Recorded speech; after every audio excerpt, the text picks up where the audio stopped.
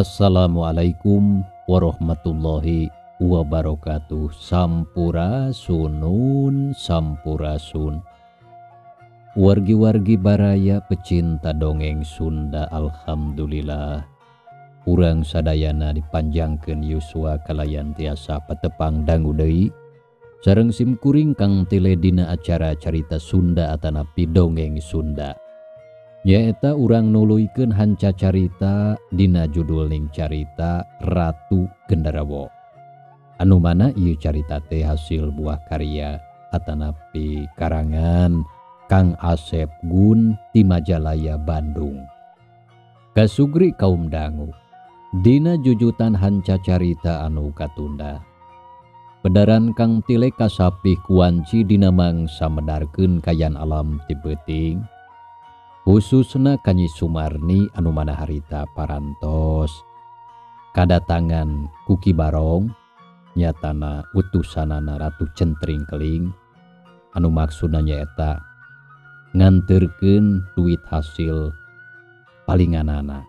Samalah Nyi Sumarni ku ayeuna mah boga niat rek ngawadalkeun salakina nyaeta si Karnaen teh. Kumaha atuh mitra lajenganana ieu carita? Sumangga langkung paosna mah urang sami-sami Bandungan deui hanca carita anu katunda.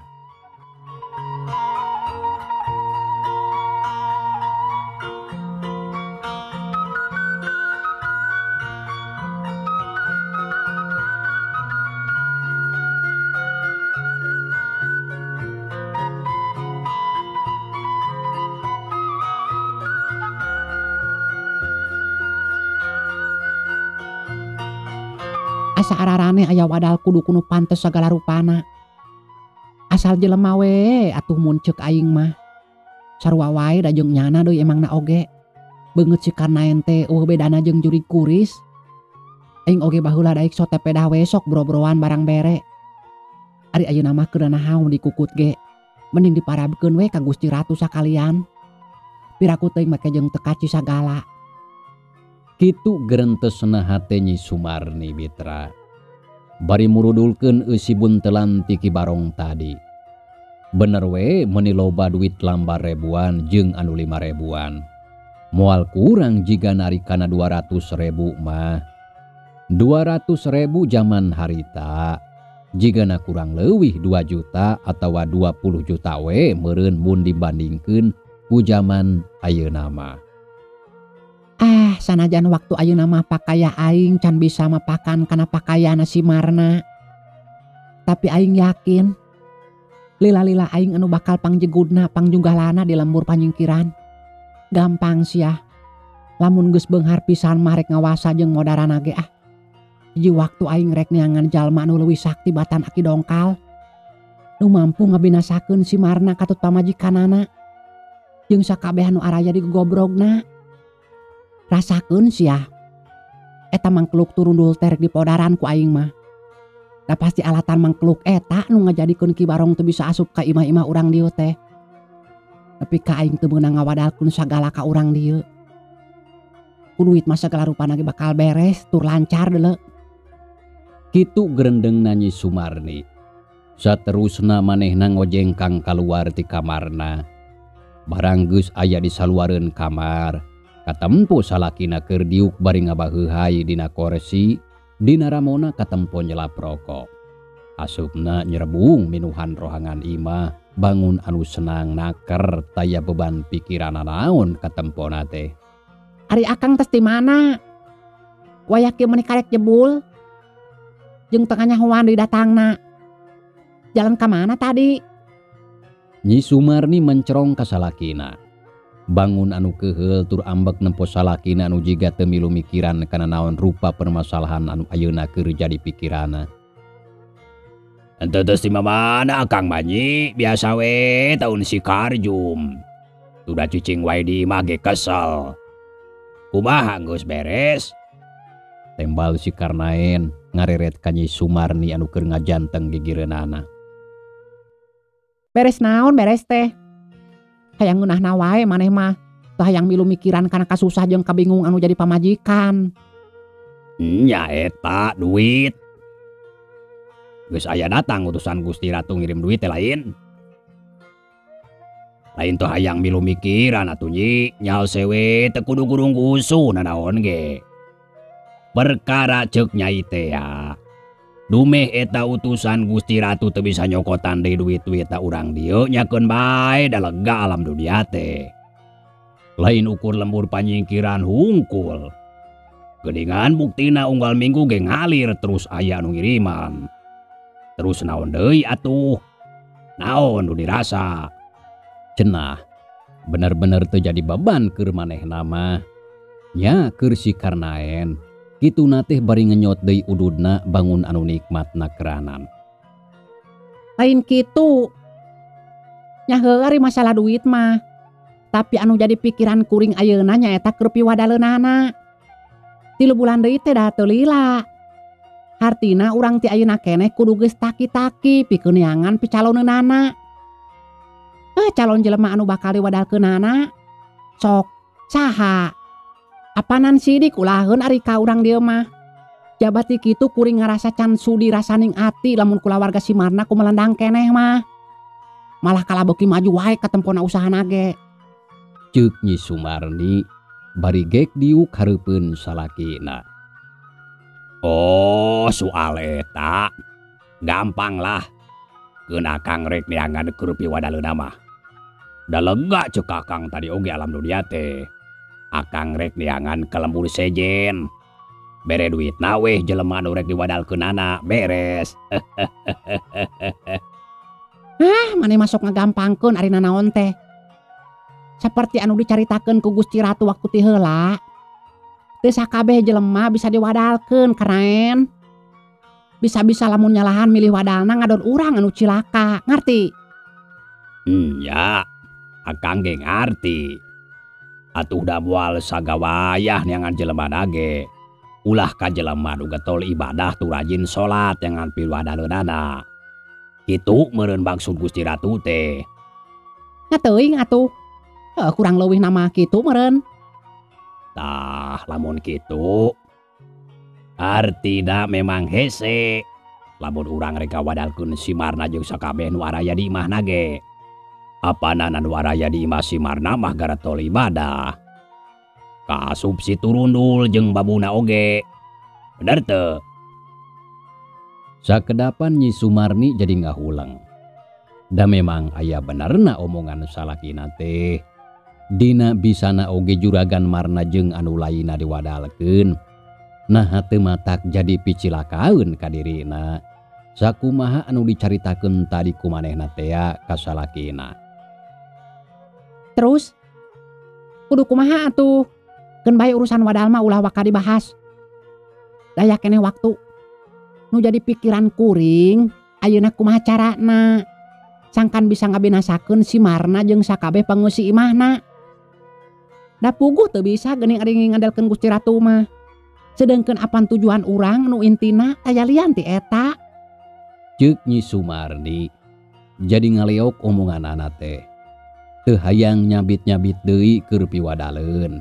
Sabab manehna geus nekat rek ngawadalkeun salakina sakumaha anu geus diobrolkeun jeung Ki Barong teh. Alus atuh ari Nyai boga pamikiran seperti kitu bah. Da jeung nyana bikeun ngabinasa jeung ngawasa kana sakabeh harta bandana si Marna gampang. Matak naon lamun urang neangan dukun lepus paraji sakti. Cindekna jelema anu luhur ku elmu jembar ku pangabisa. Anu elmuna saluhureun Aki Dongkal jeung si Turundul. Da akang mah yakin mata kutusan Gusti Ratu teu bisa ngasupan ka sakur imah nu aya di lembur ieu. Jeung nyarek ulah ngawadalkeun urang dieu teh lantaran aya anu ngahalangan sacara gaib. Moal salah. Pasti si Turundul anu boga kalakuanana. Mending iraha-iraha mah urang nepungan ka jalma anu disebutkeun tadi we. Uduit mah moal aya anu teu bisa sagala rupana oge. Sarua pemikiran kuring oge kitu. Tapi di mana kira-kirana aya jelema anu kitu, Kang? Nya maksud kuring teh jelema anu miboga ilmu luhur seperti anu dicaritakeun bieu. Di mana? Gampang. Urang tanyakeun ka si Karjum. Sabab manehna kungsi cacarita ka Akang. Yen manehna cenah boga dulur di daerah Majalaya. Ari ngaran lemburna mah Lembur Paseh.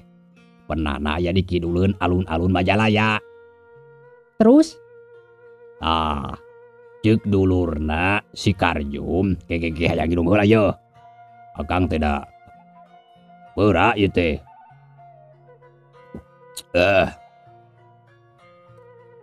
Ieu mah make jeung kudu nginum heula sagala rupa. Apang beura yeuh sora yeuh beura. Tah ceuk dulurna si Karjum di lemburna nya di Lembur Paseh aya saurang jalma anu luhur ku ilmu sugih ku pangarti jembar ku pangabisa. Pokona hayang naon wae oge tangtu bakal dilaksanakeun ku badena mah. Malahan ceuk dulurna si Karjum mah eta jelema teh bisa naluk-nalukeun bangsa siluman Selemin jeung sabangsana. Kitu Tanji. Si Karnaen ngajelaskeun ka pamajikanana.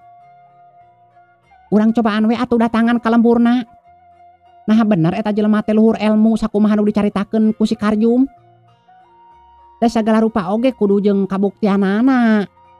Sabab ari saukur bisa naluk-nalukeun siluman hungkul mapan aki dongkal oge loba patalukanana. Nya patalukanana bangsa dadem ngatedepit jeung siluman. Ya moal atuh ieu mah Nyi, pokona elmuna oge pasti saluhureun aki dongkal jeung si turundul lah. Akang mah yakin pisan. Sabab nurutkeun beja ceuk si Karjum oge lain jelema jore-jore anu ngan ukur seungit ngaranna hungkul. Ngaranna teh Mbah Jurig cenah. Ku ngadenge ngaranna oge matak soak atuh.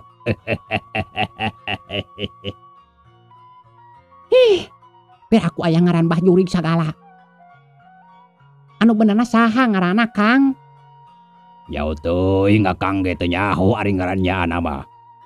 Ngan kitu we kasohorna nya eta Mbah Jurig. Keun bae teu kudu dipikiran masalah ngaran mah. Rek Mbah Jurig, rek Mbah Dademit oge sarua wae. Jadi iraha atuh urang nepungan ka ditu Nyi. Ulah dilila-lila deui. Mun nya mah isuk oge langsung we urang datangan ka lemburna.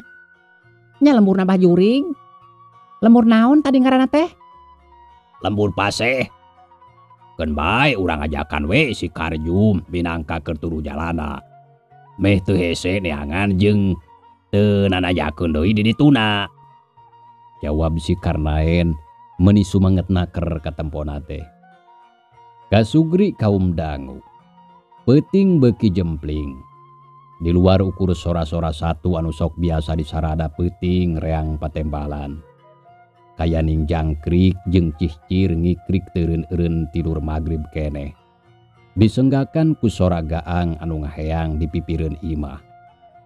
Di kajauhan kadenge sora anjing babaung mata keueung anu ngadengena. Dina kaayaan kitu, harita di imah Juragan Marna geus simpe comrek. Juragan Marna jeung pamajikanana geus aya dina alam pangimpiana sewang-sewang. Di palebah kamar biina kadenge sora anu kerek menihuk hek jiga anu keur nyorang tanjakan bangun anu capenaker kadengena teh. Padahal mah puguh keur ngeunah tibra karasana kunu keur kerek nama. Puguh kitu ari panyang ka jelema mah cindekna naon anu keur dirasa ku batur cantang tu bisa ditingali atawa ditilei tina syariatna hungkul. Lamun ningali kuli anu keur nanggung kawas anu keur ngeunaheun emplad-empladan jiga anu genah tur tumaninah katempona.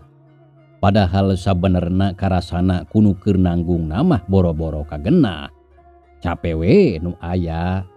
Kitu oge kahirupan mitra. Cindekna teu bisa diukur ku panempo urang ka batur atawa batur ka urang. Tapi ari si turundul mah harita teh masih keneh nyileuk di jero kamarna. Panona teu bisa wae reup sanajan dipeureum-peureum oge. Padahal harita peuting geus nyedek ka wanci janari leutik. Aing jadi curiga ka si Sumarni. Geus aya sababaraha bulan di waktu basariungan di imah Pak RT tug nepi ka aing nyeun panolak bahla pikeun ngusir dedembit anu sok malingan duit-duit para warga. Nepi kadanget ayeuna kahirupanana jadi buburingkalan. Sagala kabeuli sagala boga katempona ku aing. Buak manehna nu muhit ka jurig tukang malingan duit teh gitu. Asa inget deui ka waktu baheula di lembur aing. Ngeunaan lalampahana bah juri. Apanan kitu cara muhitna oge. Nyaeta kasiluman genderuwo anu diratuan ku centring keling. Anu purah malingan duit nyaeta si Barong. Tapi keun bae ketang. Salila teu ngaganggu ka aing jeung ka kulawarga dunungan aing katut ka sakabeh urang dieu mah aing moal ngayakeun tindakan naon. Jeung untungna deui aing dibere pituduh ku si Aki pikeun ngahalangan eta siluman anu purah malingan duitna. Nah hanya si Aki teu daek ngabejakeun sarta nerangkeun ka aing ngeunaan saha jelema anu muhitna jeung ka siluman naon mujahna. Kitu galecokna dina jero hate si Turundul. Jadi jelas mitra. Pangna si Turundul nyieun tarekah ku cara ngabejaan ka sakabeh urang lembur. Nyimpen duit kudu dibungkus ku lawon bodas teh si horeng. Manehna meunang pituduh ti Aki walang sungsang. Aki-aki anu ngawaris itu ka manehna teh. Wanci ngagayuh ka subuh. Si Turundul kakara bisa ngrejepkeun panona. Ukur sajam sarena teh sabab tekung sirila oge geus kadenge sora bedug di masjid. Disusul ku sora anu azan. Saperti biasa we, sanggeus ngajalankeun salat subuh nama si Turundul terus wae megawe pagawean matuhna. Nyebor pepelakan jeung sasapu di pakarangan hareup jeung anu lain-lainna deui. Wanci carangcang tihang. Pagaweanana geus rengse koloyor si Turundul ngoloyor ka dapur nyampeurkeun ka biina anu keur kaprak-keprek di dapur nyadiakeun pikeun mumuluk tununganana. Rek nyaneut Jang, taka beneran aya goreng sampe. Pek asaan kai nyapulen jeung semu amis ieu mah sampeuna oge. Ceuk biina bari ngasongkeun goreng sampe anu diwadahan kana piring ka si Turundul. Nuhun Bi. Kabeneran pisan uing teh hayang hanutan beuteung. Caina geus asak Bi. Ceuk si Turundul bari nyokot goreng sampe sapotong. Wal dihuapkeun. Teh sobok keneh ge geus asang atuh cai mah. Tah dina termos bisi rek sakalian nyu kopi mah nyieun we sorangan. Tunggulana jeung kopina dina kaleng. Ceuk biina bari jongjon mulak malik goreng lauk jaer kebeuki dunungan awewena dina katel. Teu leleda. Deker we si Turundul ninyuh kopi kana cangkir seng. Tuluy nyuruput kopina saeutik-saeutik bari ditiupan. Serebung haseup rokona nyerebung tina baham jeung irungna. Katempo bangun anu nikmat naker. Gek atuh harita diuk dina diding klik deukeut panto dapur. Lain ari ujang geus ngadenge acan. Ceuk biina kituna teh bari ngareretan ka lawang patengahan imah. Ngadenge naon Bi? Ngadengikeun dongeng Kang Tile lain. Hehe. Nya sok we atuh. Ngan nyeta cenah sok lat-latan wae ngadongengna eta teh. Ih si Sujang mah jig-jigana dongeng Kang Tile sagala. Lain ngadengikeun dongeng maksud ibi mah eta. Nyi Sumarni. Pokna bari rada dihareboskeun kana ceuli si Turundul. Sieun kadengeun ku juragan Marna meureun. Dan ajan dihenteu-henteu oge apanan. Nyi Sumarni teh lanceukna. Nah kumaha kitu? Si Sumarni teh Bi? Tanya si Turundul api-api teu paham kana naon anu rek diomongkeun ku biinah ka manehna. Padahal si Turundul oge geus bisa ngajudi. Pasti ngeunaan Nyi Sumarni anu akhir-akhir ieu kahirupanana geus robah. Unggal poe teu weleh sok balanja wae ka dayeuh meuli barang-barang mewah tur marahal. Eta pisan anu ayeuna jadi bahan obrolan di unggal golodog anu aya di lembur panyingkiran. Sabenerna si Turundul oge memang aya panyangka kalebah dinya. Ngeunaan Nyi Sumarni anu disarangka muhit kasiluman ku tatangga-tatanggana urang dinya. Ngandacan kungsi manggihan ku panon sorangan. Piraku Ujang teu ngadenge. Jeung tara nempo kumaha kahirupan Nyi Sumarni ayeuna. Masna meuni roncom. Golangna oge nepi ka samat siku. Ih, basa ibi nempo teh nya basa kaparengan papanggi di warungan Bikijah. Kabeneran manehna harita rek meuli rokok keur salakina cenah. Lain rek meuli udut-udut teuing meureun, rek pamer we eta mah. Coba we pikir ku Ujang. Ari Nyi Sumarni gawe naon? Apanan salakina oge ti baheula iraha teuing daek digawe kula-kuli kawas batur. Pagaweanana ukur ngaduh hayam jeung ngaduh kartu. Terus di mana manehna boga duit sakitu lobana ari lain ladang nyegik atawa nyipri mah? Bener teu? Cenah abong awewe ari geus ngagosip teh meuni norostos jiga supporter sepak bola. Ulah sok sasangkaan kitu Bi. Pamali eta teh. Boa teuing manehna keur diparengkeun boga milik anu gede meureun. Dan nasib jeung rejeki jelema mah saha nu nyaho da teu apal. Sagala rupa oge kudu aya bukti lamun urang tudah-tuduh jeung turang tuding teh. Sabab lamun nyalahan pan bisa malik teu sukang ke manehna. Kaasup pencemaran nama baik eta teh Bi. Ceuk si Turundul teu kaangsonan manehna mah ku omongan biina seperti kitu teh.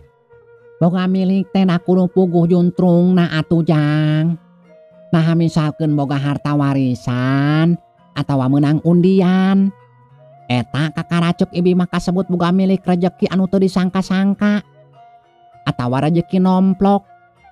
Ari ieu mah reg nyaritana eureun heula. Teu lapok biina nuluykeun deui hanca caritaanana. apanan geus kanyahoan ku sararea. Duanana oge teu arusaha. Ibi mah yakin pisan pasti Nyi Sumarni teh muhit kasiluman lah. Keur waktu sababaraha bulan ka tukang apanan ribut di lemur urang loba anu karaleungitan duit. Malah dudungan oge nepi ka ampir 1 jutana cenah kapalinganna teh. Untung kapuru ditarekahan ku Ujang jadi weh aman nepi ka ayeuna ge. Teu kalungitan deui duit. Tah nurutkeun si Jumadi minantuna ceuk Kiroh mah cenah.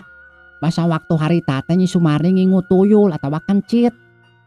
Tapi kulantaran ayeuna mah kencit geus kabur rasioneun kulawon bodas meunang ngajampean Ujang teh. Jadi ayeuna mah manehna genti munjungna. Henteu ngukut kencit deui. Tapi bejana nurutkeun si Jumadi deui wae. Cenah munjungna kabuta hejo Nyi Sumarni teh. Sarariun teuing ibi mah. Biinah beuki nyorocos wae ngomongna teh. Malah make jeung diselang ku tual toel sagala. Si Turundul oge nepi ka gogodeg. Ceuk saha eta teh Bi?